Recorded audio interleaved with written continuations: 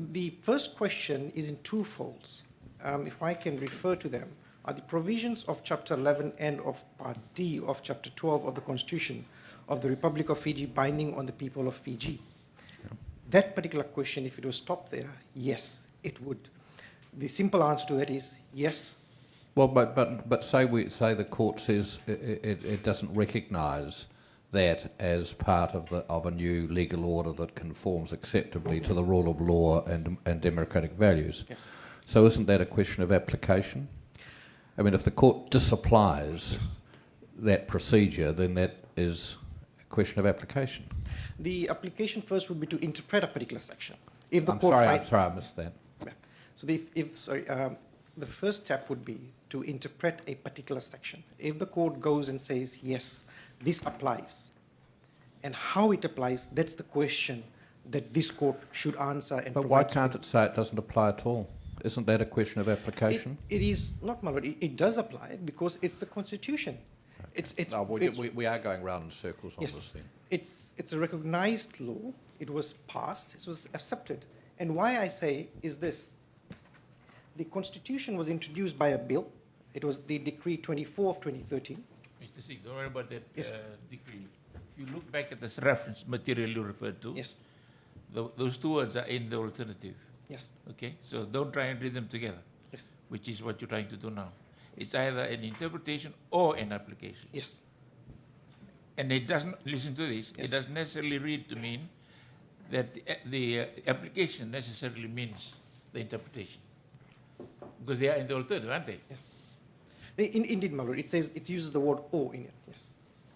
So, in sense... So you're saying that we shouldn't address whether the Constitution is amendable otherwise than in accordance with its terms? The Constitution is amendable, my lord. But otherwise than yes. in accordance with its terms? With the terms of, yes, the sections that has been referred to is in Section 160. But even though there are obviously serious issues to be addressed as to whether they should be recognised by the court, we can't really just duck it, can we, and say the question wasn't well expressed, or we're stuck in some sort of paradoxical universe where we can't go outside the limits of the jurisdiction conferred by the 2013 Constitution. I mean, that's not going to be much good for Fiji. Yes, and I agree with you, my lord. So, in interpretation, yes. I don't think you are agreeing with me, actually. The intervener's opinion to the question is that yes, the law is applicable, and there is no way to suggest otherwise. If it was not, then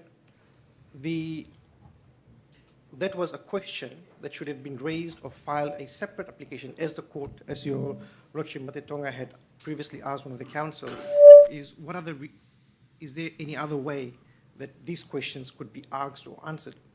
And that is yes. There should have been a case filed in the High Court on the legitimacy of the 2013 Constitution, and that's, I believe, has been the crux of everyone's submission in this matter. Now,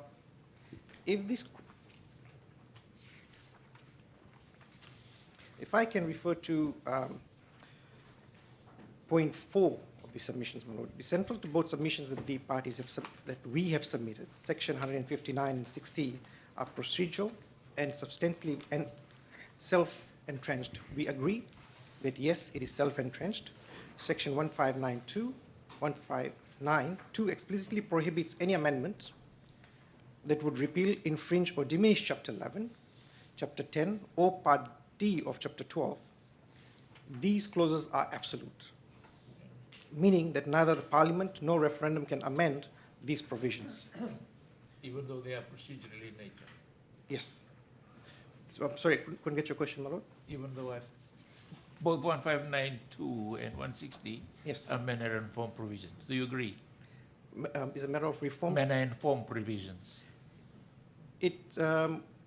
I would agree. Yes or no? It can be anything else. Yes, I would agree. In which case, if it is purely therefore it's a procedural issue.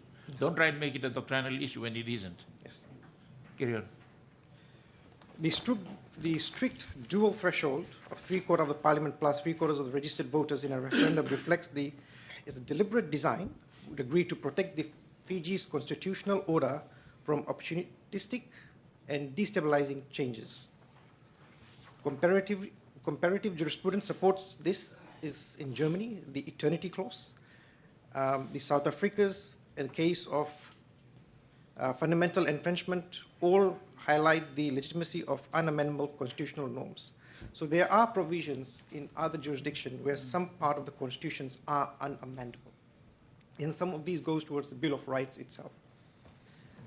The popular sovereignty versus the parliamentary supremacy, the state has argued that the entrenchment undermines the popular sovereignty or parliamentary authority. The fourth intervener responds that this sovereignty in a constitutional democracy is structured by the constitution itself, not by majoritarian will. Section 2 of the 2013 Constitution affirms that the supreme law binding on all state institutions and individuals. Thus, the Parliament cannot assume this supremacy over the Constitution, nor can public opinion alone override the entrenched protection. This interpretation aligns with the South Africa's Makawane case, where the Constitutional Court held that the public opinion cannot replace the constitutional adjudication. Some have argued the issue of necessity to bring back the 1997 Constitution. However, necessity in the Chandrika case has stated that it only permits temporary, proportionate measures during genuine emergency. There's no emergency over here. Referendum requirements? So what do you say about Prasad? Yes. I mean, if you look through the criteria in Prasad, this is a pretty obvious case for saying that the 2013 Constitution is valid. In the Prasad case, I believe they raised a doctrine, if I'm correct. It's the Kelesian theory, which states that in a new regime, a constitution is recognized when it is obeyed by the people, or it is controlled Well, okay, I'm going to put it to you another way. We're 13 years down, nearly 13 years down the track from the Constitution, 12, I suppose. There have been 3 elections. Yes. Has there ever been a case, the usurping government or its alter ego has now lost power? Yes. Has there ever been a case where recognition of a new constitution has been withheld when it's been in place for so long and been the subject of, and there have been so many elections conducted under the framework it created? Can you think of a single case where a constitution has been discarded of that character? I have not I'd be surprised if you can. I have not come across any, but this is what the argument of the fourth interveners are. The court is correct. There's been 3 elections held under the Constitution. The public at large has accepted the Constitution. The first election, I believe, had more than 80% of the voter turnout. Now, just because some of the parties think in a referendum 75% would not be achievable, this is wrong. You've not tried it yet. You are slipping away from the point we're discussing. Yes, I would agree, but when we were coming to the election part, that's where I got swayed, my lord. I do apologize. So the doctrine of, I believe, there's no necessity for an But Prasad doesn't turn on necessity. Yes. Prasad turns on long practice, acquiescence, Yes. elections, acceptance. It doesn't turn on necessity. Yes. I believe the Beni Marama and Garasi case did. But that didn't involve a question whether Yes. a new constitution It's should be been- recognised. It turned on whether necessity justified actions that deviated from the text of the acknowledged constitution, which was the 1997 one. So it doesn't really help us much here, does Yeah. it? I would agree, my lord. The referendum requirement under section 163 is vital to democratic legitimacy. It ensures that the amendments reflects not only parliamentary but the will direct to approval of the people.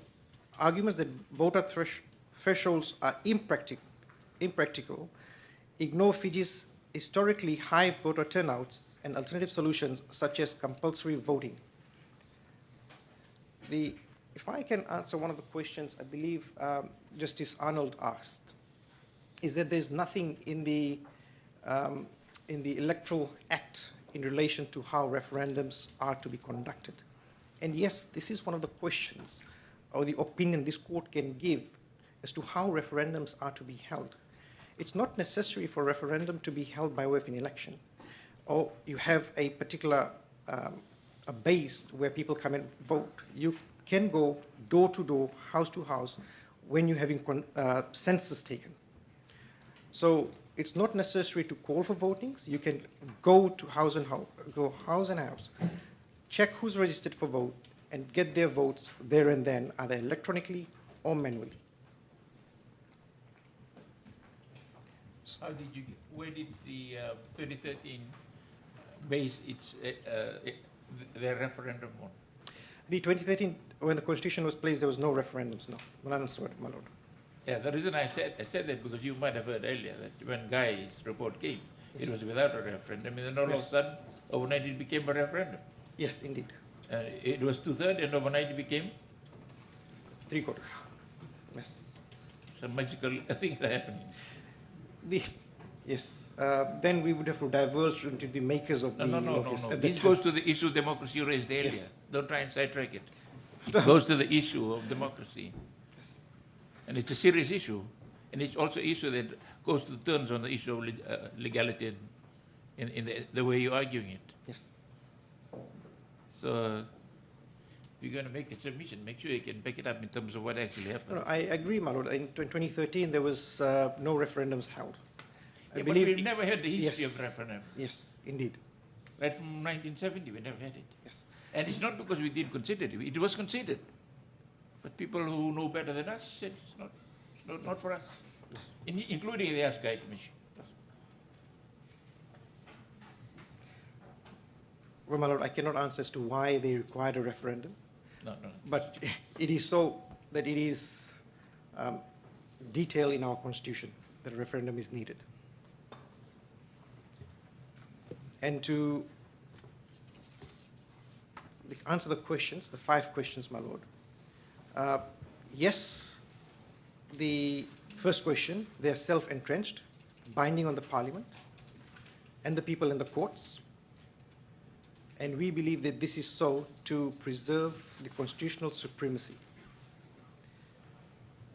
Can an amended bill be passed? Can a bill be put to Parliament? We're saying no. Even if passed, such a bill would be unconstitutional. Referendum approval, yes, the Constitution requires the referendum approval. As to how that is conducted is to be seen.